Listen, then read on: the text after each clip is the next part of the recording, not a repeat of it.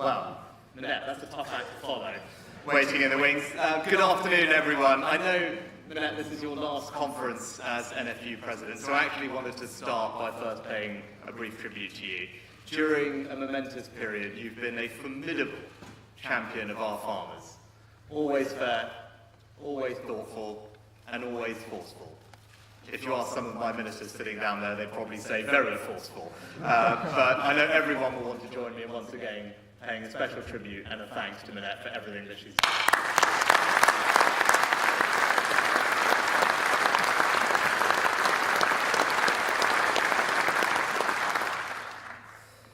9 years ago, I gave my maiden speech in the House of Commons. I pledged that day to be a champion of agriculture, the countryside, and all of my hard-working rural constituents. It's farmers who feed us. Farmers who embody those British values of strength, resilience, warmth, and independence. I see that in North Yorkshire and across the country, week in and week out. I've spent time in our auction marts, walked the fields up and down in Swaledale and Wensleydale, enjoyed our high-quality British meat, which, let me tell you, we will continue to support people to eat. I visited upland farms, hill farms, arable and livestock farms. I even tried my hand at milking once, not very successfully, I must say. But I see firsthand the long hours that you work, the weather that you contend with, the family businesses that you support, the communities you build, the beautiful countryside, the pastures, the hedgerows, the fields that would not be the same without you. You do it not for praise or high reward, but to put food on our tables, to maintain a tradition and a way of life, and to steward our landscape. It's part of who we are, and we don't celebrate you enough. And so, on behalf of the nation, I just wanted to say thank you. Now, while the importance of farmers will never change, farming is going through its biggest change in a generation. And as you do so, this government will be by your side. You've been dealing with soaring global prices in things like fuel and fertilizer. So we've been working hard to get inflation down from 11% to 4% now. And we're increasing payments in our farming schemes by an average of 10%. You're dealing with climate change and extreme weather too. Devastating flooding has damaged crops, delayed planting, and has taken a huge toll on our farming communities. That's why we quickly set out our flooding support, and why we're going faster than almost anyone else in the world to tackle climate change, even as we reduce the burdens on families. You're also at the forefront of innovation, from gene editing to boost resilience to disease, to automation to harvest crops. And while, thanks to you, we enjoy good quality food all year round, global events, including Russia's invasion of Ukraine, have put food security back at the top of the agenda. We'll never take our food security for granted. We've got a plan to support British farming, and we're going further again today in 3 specific areas. First, we're investing in farming. We promised that across this Parliament, every penny of the £2.4 billion annual farming budget would be spent on you. And we will absolutely meet that promise. I know that the transition from the Common Agricultural Policy has been frustrating. It's taken time, and I appreciate the perception that we didn't always get the balance exactly right. But I still believe that the vision is the right one. CAP disproportionately rewarded the largest landowners and held back smaller farmers. It did little for food productivity or the environment. It was far, far too bureaucratic. Just remember, we used to argue about whether a cauliflower and a cabbage were the same crop, and you could be fined thousands for a gateway being too wide or a buffer strip too narrow. So it's right that our new system invests in the foundations of food security, from healthy soils to clean water. And we are moving in the right direction. Nearly half of all farmers are now in one of our schemes that were designed with you. And they have something for every type of farmer, from uplands to lowlands, arable to livestock, and of course tenants. Unlike the Labour Party, we will never introduce mandatory requirements to put a percentage of your land into schemes. Nor will we introduce broad-ranging blanket rules like top-down 20-mile-an-hour mandates. With us, you'll have more choice, not less. And today, we want to go further to support you. So we're announcing new steps to make our schemes more generous and easier to use. Take the managing payment. It's working, with many farmers, small farmers especially, signing up. So I can announce today that we're going to double that payment to £2,000, with thousands of farmers receiving that money this spring. We're also launching the biggest ever package of grants this year to boost productivity and resilience, which will total £220 million, increasing the Improving Farming Productivity Scheme to invest in things like robotics and barn-top solar. We're opening a new round of the Farming Equipment and Technology Fund too, worth £70 million. Second, as farming changes, how we work with you in government must change too. The services we provide must be shaped around your needs. And we've got to build a culture that's based on trust. As President Eisenhower said, you know, farming looks mighty easy when your plough is a pencil and you're 1,000 miles from a cornfield. So we're changing the culture. That means trust, support, cooperation. It means delivering on our promise to cut planning red tape that's stopping you from diversifying. In April, for instance, we'll lay legislation so you can create bigger farm shops or outdoor sports venues. And it means more funding for grassroots mental health support, because we know what a tough job farming is. Thirdly, we're strengthening support for your primary role, to produce the nation's food. Food security is a vital part of our national security. And recent years have brought home the truth of that. Putin set off not just an energy price bomb, but a food price bomb too. And as Minette has so powerfully reminded us time after time, in an age of climate change and instability, global food production will become increasingly volatile. So it's important to strengthen food security here at home. Our Agriculture Act introduced a 3-yearly report to monitor food security. But given how much has happened in the last 3 years, it's clear that we need to go further. So today I can announce that we'll step up our monitoring with a new annual food security index, which we expect to be UK-wide. And yes, Minette will make this statutory when parliamentary time allows.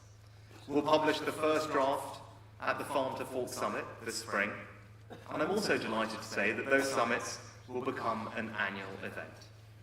And one way to improve food security is to stop millions of tons of good, fresh farm food from going to waste, just because of its shape or size. So we'll also provide funding today, £15 million, to redirect that surplus into the hands of those who need it. So in conclusion, supporting farmers, changing our approach, and strengthening food security. That's our plan.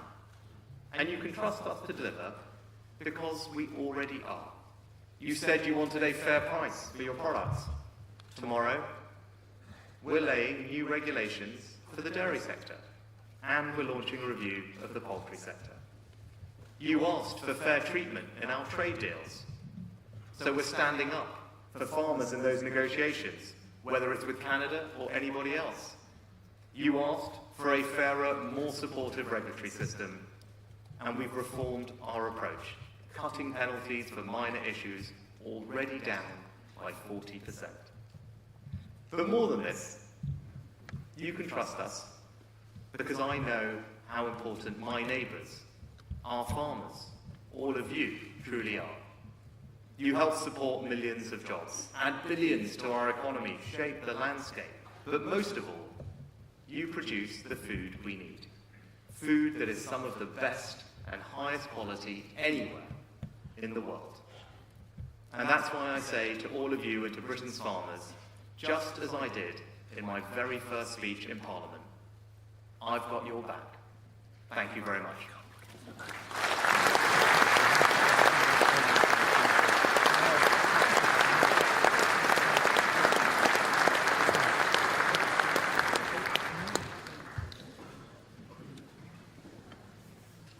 Prime Minister, thank you. Great to be here. I've sat at this table with, as I mentioned, 6 different Secretaries of State, and it really is a huge privilege to have you as Prime Minister with us today. We've got a couple of questions, and I'll ask people to come to the microphones in a minute, but I just wanted to start by touching on the situation with the core standards, effectively, for how we set our negotiations with these trade deals. I know how difficult Canada has proved, and we've been on that journey for 3 years now, and then reaching the sort of cliff edge, and it was really appreciated that you did stand by your commitment, and you did walk away. But I think a lot of the frustration in this room is driven by the fact that we have, on top of SPS, we have high standards of environmental protection and animal welfare legislation. And we've been asking for a long time, when can the core standards become part of our trade negotiations? I'd be very interested to know your thoughts on that one. Yeah, well, first thing to say is we do have some of the highest quality standards of production welfare anywhere in the world. It's part of what makes our produce, what all of you do, so highly valued. And yes, we'll talk a little bit about the inward side of the trade deals, but it's why we're able to open up new markets, because people desperately want what we produce in this country. And we think we've done that successfully, whether it's putting our land back on supermarket shelves in the US, CPTPP, other deals, which is very positive. But you're right, we need to make sure that our farmers aren't undercut. That's why we have the Independent Trade and Agricultural Commission, something we've spoken about in the past, that can provide that advice from government, and they've been clear that we do not need to change any of our statutory protections at the moment for any of our standards as a result of the deals that we've struck. And one thing that I want to make sure we do going forward is improve our focus on labelling. It's making sure that our shoppers, when they're out and about in their supermarkets, know exactly what they are buying, what standards it's produced to, where there are differences. That should be clear and transparent, because what we can't have is some products masquerading as something else, and that's not fair. And I remember this very acutely when I first became an MP, and it was the South Stall ban. One of my neighbours, who's a pig farmer, walking me through that. And again, this is dating back years and years, but you'll all remember it, right? It was a European-wide piece of welfare legislation, well-intentioned, but again, we implemented it before anyone else did, and then suddenly you could be buying pork pies in the supermarket that were produced to a different standard no one would ever know. And it's making sure that things like that, in the future, we can deal with and make sure things are clearly labelled so that all of you are recognised and our shoppers can buy with confidence high-quality British food. Steve Barclay knows all too well my criticism on the labelling, which is 50% of the value of the food market is out of home. Our pubs, hotels, bars, restaurants, and that's the issue with labelling. So will it be a manifesto commitment for the Conservative Party? Because the Trade and Agricultural Commission, of course, it took 1 million people to get that over the line, and they have recommended it. Yes, I'm not going to write our manifesto here and now, but I think hopefully you can see our track record on these things. And actually, funny, actually when I first came to Parliament, I was on the EFRA Select Committee. And one of the things then we were trying to fix on labelling was country of origin labelling. And again, it's this fact of processed food. We had done it for fresh produce, but not for processed produce. Where did that pork come from inside the pork pie? Still called a British pork pie if it was just put together here, but ultimately the meat was from somewhere else and said produced to a different standard. So look, we've got a track record of fixing these things. I think labelling is important, standards are important. You've seen the approach we've taken with the tax, so I'll say wait to see what's in the manifesto. But look, we are absolutely committed to supporting you to produce a high quality and making sure that you are not undercut when you are doing that, because that's just not fair. Absolutely. Well, that we'll be picking that up with all parties, because it's absolutely critical to have in a manifesto. I'm going to ask Hannah Weisman if she can come as our Hertfordshire farmer. She can come to the microphone, and while Hannah is coming to the microphone, I'm just going to focus on my second question to you, which I noticed when you were talking, and it was really, really great to hear you say that you want to see food security as part of our critical national infrastructure. And that point at the Resilience Forum, whereby you were very much talking about the challenges of building resilience, the importance of investing in our energy security, but food security was rather reference to the global south. Do you see a real sea change now that actually we have to address this? We've got a maritime climate. Food security must be a top priority for government? I mean, in a word, yes. Now, I think we focus sometimes on the headline number, 75% self-sufficient in the foods that we can actually produce here, but we need to improve that. And that's something I think we all want to see. It's what British public want to see, and the events of the last couple of years have demonstrated how important that is. And what that headline number, whilst it looks respectable, underneath that are categories where there's very surprising lack of sufficiency in areas. Mark would give you chapter and verse on this, but things like tomatoes, where 16% self-sufficiency is quite counterintuitive. Pears, plums would be similar. Things like lettuces, apples, raspberries, only at 40%. Again, that's very surprising when you think about what we're capable of here. So there's clearly things that we can do. That's why you and I talked about this, we focused on it. We had the Farm to Fork Summit in Downing Street last year, first ever time that's happened, delivered on that commitment. Pleased to say that will now be an annual event to shine a spotlight on this. And what I just announced earlier is that we're going to move towards what you've asked us, and that's to have a food security index that's published annually. And will be done on a UK-wide basis, and when parliamentary time allows, we'll put that on a statutory footing, and that will give us exactly the transparency and spotlight that we need on this issue, combined with all the policy that we're doing, supporting you to increase food production through the schemes, that will get us to the outcome that we want, more British food produced here at home, because that's what the public want, and that's what the country needs. Lovely, thank you. Hannah, please. Yes, thank you, Minette. Thank you, Prime Minister. The EU remains UK farming's biggest market, yet the cost of trade remains a heavy weight on the UK agri-food sector. What plans does the UK have to firstly break down these barriers, particularly for SBS, and secondly, to manage regulatory divergence to enable the sector to fulfil its potential? Thank you. Thanks, Hannah. So what we're doing is working very hard with individual countries to ease all those areas where there are differences or there needs to be facilitations put in place. I'll be totally honest, it's a work in progress, but we are making progress. Just to give you a few examples.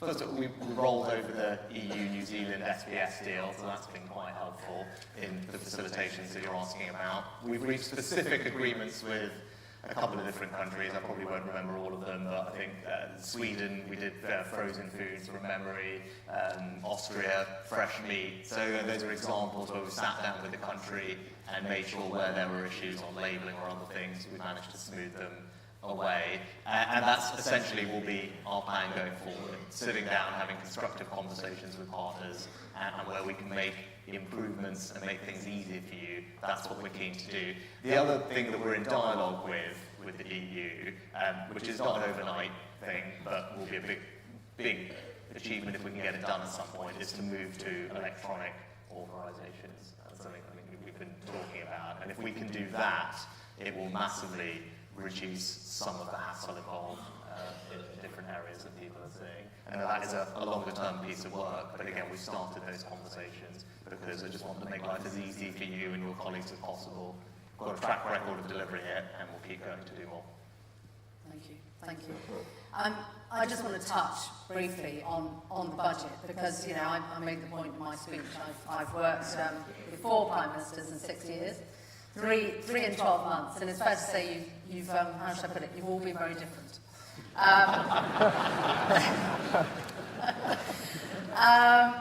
But we've got a lot of legislation now that sits actually above the level of the EU on tree planting, on net zero, air quality, water quality. Regulation costs money, right? So we commissioned some work because on the back of COVID and on the back of the desperate situation in Ukraine where we saw the price of wholesale gas go to 600% higher at one point. A lot of that inflation is now baked in. And so we got some independent analysis to really look at the budget, you know, how much money effectively is going to be needed to deliver all of this. And that figure for England and Wales that's been quoted to us is 4.5 billion. And so it's, I know it's putting you on the spot a bit, and some massive announcements today, but, you know, a manifesto commitment. It's a good thing the Chancellor's not here. Steve and I can figure. It's going to cost more money. That's the point. I think you'll understand. I can't get into the numbers for future budgets and things, but the first thing to say is I absolutely want to deliver to the penny on what we committed to you, which is that all of the 2.4 billion for every year in this Parliament will come to you. Right? I just want to make good on that promise. That's what we said we would do. That's what we are going to do. And the announcements I made earlier will ensure that that happens. So Steve, Secretary of State, made an announcement earlier this year about an uplift in the payment rates by 10%. And what we're doing today, doubling the management payment to 2,000 and also significantly increasing the grant schemes, which have been really successful. Thank you for engaging with those in the way that you have. And that's to support you with equipment, with automation, with robotics, with on-top solar, all the things that you've said to us you want help with. There's more money available for all of that. All of those things will open relatively quickly as well, so we can start getting the cash out to you. So hopefully that gives you a sense that we are absolutely committed to financially supporting you, but also supporting you in a way that supports food production. Right? The primary purpose of farming is food production, and you know, if people feel that we have lost sight of that, then we want to make sure that you recognise that we do believe that, and we're putting our money where our mouth is on that. And you know, Steve will set out more details, but this is big financial support for all of you to do what you love doing, what the country needs you to do, and that's produce high quality food, drive up our production, our self-sufficiency. That's where the money's going. Thank you. Thank you. I've got a question from Claire Wise from Durham and North Riding. I don't know whether Claire is at the microphone. I can see her just there. Claire, warm welcome. Thank you, Minette. Good morning, Prime Minister. Hi, Claire. In the last 5 years, we've seen the war in Ukraine, inflation, rising cost of living, and a considerable acceleration in climate change. These have contributed to a food supply chain that is fundamentally imbalanced and unfair to farmers, and the resulting unsustainable financial and mental pressures on those of us in this business. Recognising the DEFRA supply chain investigations that are ongoing in certain sectors, how are you, Prime Minister, going to ensure that the outcomes from these investigations, as well as wider agricultural policy, will ensure farmers can secure a sustainable and resilient future, giving us the security that we deserve? Yeah. Well, the first thing to say, Claire, is that all of you work incredibly hard. I see that firsthand at home in North Yorkshire, and the least we can do is make sure that you are paid fairly for that incredible work that you do. And that's why, you know, whether it was a grocery code adjudicator some time ago, or the more recent supply chain reviews that the Secretary of State and ministers have initiated, we're determined to have a supply chain that is fair, whether it's fairness, whether it's transparency. We've been doing that work, and again, this is a plan that we set out, that we're sticking to, that is delivering for you. Tomorrow we'll be laying the regulations in the dairy sector, and then we're moving on to pigs and poultry and egg in the coming period, and also starting to look at fresh produce. So that was our commitment to you, that we would do these reviews, we would make sure that we figure out what's going on, and we're laying the regulations to ensure that we do have that fairness and transparency, because that, as I said, is what you deserve, it's what we need to have if we believe in a sustainable future for farming, which we all want to see, and we're delivering on the commitments that we made. And so you'll see that tomorrow, and more to come after that. We're going through the sector systematically. Fairness is at the heart of it. And let's touch on the last thing that you said, Claire, about mental health, and Minette talked about it in her speech as well, very powerfully. Again, you know, we all recognise the challenges when you're in a small business, a family business, which is by its nature volatile. That is stressful. I grew up in a small family business. My mum was a pharmacist, and you know, that was our family business, and that didn't have the volatility that all of your businesses have, and it was stressful enough.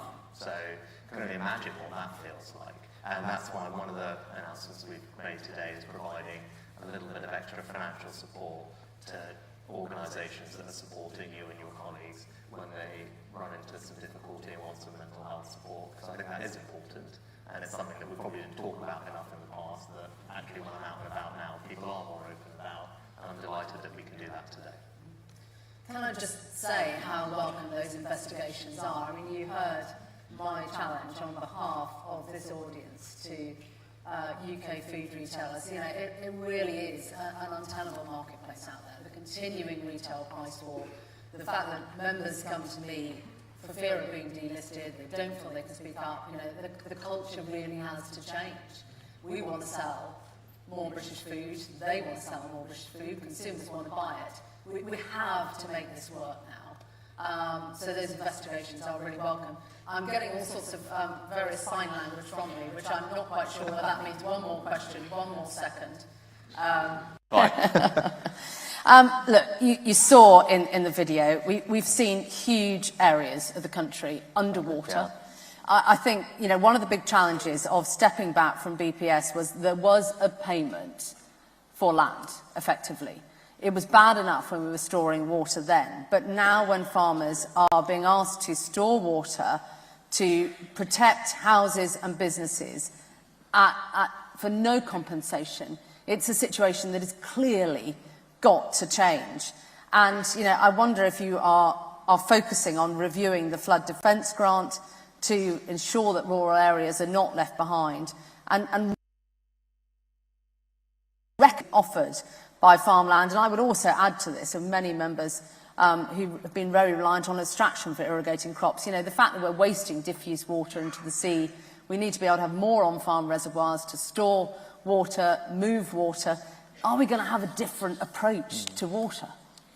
Look, there'll be many people in this room who suffered what you saw on the video, and it was devastating. Yeah. And it's always devastating when that happens. And I'll just take a minute to say thank you to Robbie, who many of you know, who was, hopefully, you saw very active in responding to your concerns and working with farmers in the affected areas to quickly get in place the support. And we do have the support in place. The flood recovery framework, which has payments of up to £25,000 for land that has been particularly affected, is there, and I think is working. We're always open to suggestions on how we can tweak things for the future, so please feed them into the team and we'll have a look at them, because the impact of this is significant. I mean, we talked about the volatility of business day to day. When you've got this on top of it, it is awful to grapple with, which is why we want to make sure the support is there. Now, in terms of flood defences, when I was Chancellor, we, I think, almost doubled our flood defence budget to £5.2 billion. And I come from a rural area, I represent a rural area. About, from memory, just under half of that money goes to rural areas. So, you know, don't feel that that money is all going to urban areas. It's not. It's something between 40 and 45% is going to rural areas of that very significant flood defence budget. And then the last thing I'd say is just actually, I mentioned it earlier, but you might not have caught it. Again, we made an announcement today of some extra funding going to internal drainage boards, because making them resilient and have the resources that they need in place, flood protection, is really important. It's something that gets raised with me and Robbie and the team on quite a regular basis. So one of the things that we've announced today that the team can elaborate on later is extra support for internal drainage boards, because, I mean, you watch the video, you talk to all of you, and you'll have experienced it firsthand, you know, where we can make a difference to stop these things from happening, support people when they do happen. Of course we want to do that, and that's what I believe we are doing. Can I just say that pilot, whereby you are putting money into the IDBs, that is absolutely critical, whether you are in Lincolnshire, Nottinghamshire, Norfolk. I've been around the country recently and seen huge areas. I know, Robbie, you've been out, and Secretary of State has as well. I mean, it is a broken system, and we are storing water on farmland with no compensation for the farmer. I think a lot depends on getting this pilot right, and a lot of that goes back to, are we valuing our land for sustainable food production or not? So it's sort of a real reset, and with the agencies, dare I say it. Alan Lovell is going to be here this afternoon, and I know this audience will be very, very lively in their questioning of the chairman of the Environment Agency. So perhaps making sure that they are fit for purpose outside. Now we've left the European Union, we need agencies that are fit for purpose as well. Yeah, no, well, look, I'm sure you have a good session with her, and I know we're out of time, so I was just going to say thank you very much for having me, and I think I'd say to all of you, and you'll hear from the team later, but I meant every word of what I said to you earlier, right? I go home when I do get to go home, which is not as much as I'd like, to an area filled with all of your colleagues, right? My neighbour is a dairy farmer. That is the world around me. Those are my neighbours. I understand firsthand what it is all of you go through, and so does the ministerial team, right? We are a group of people who deeply value and appreciate what you do for our country. Minette talked about it at the end of her speech. I talked about it. It is an incredible thing you do. Right? You don't do it for the money, for sure. Right? You do it because you love it. You do it because you feel a responsibility. You do it because it's tradition. And I'm enormously grateful to you for it. I think it's a very special part of our country. And hopefully, as you'll see when you hear a little bit more about the announcements today, you can see that we're delivering on the plan that we set out. We're getting the financial support to you. We've changed our approach to trade deals to support you. And we're making sure that there's fairness in the supply chain, because that's what you deserve. And we've got a massive new and welcome focus on food security, on food production. That is a collective aim of everyone in this room. More fantastic British food on our shelves, produced by all of you, and a long-term resilient farming sector. So that's what we're going to set out to deliver, and it's been a real pleasure to be here with you today. Thank you. Thank you very much. Thank you. All right, you coming out with me? We're going to go that way. Right, perfect.